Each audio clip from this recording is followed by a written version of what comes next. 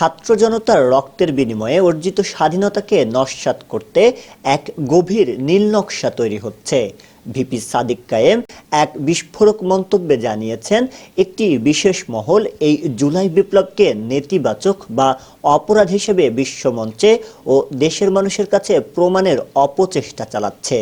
সাদিক কায়েমের বার্তার মূল পয়েন্টগুলো: শহীদদের আত্মত্যাগকে খাটো করে আন্দোলনকে ভিন্ন খাতে প্রবাহিত করার চেষ্টা চলছে।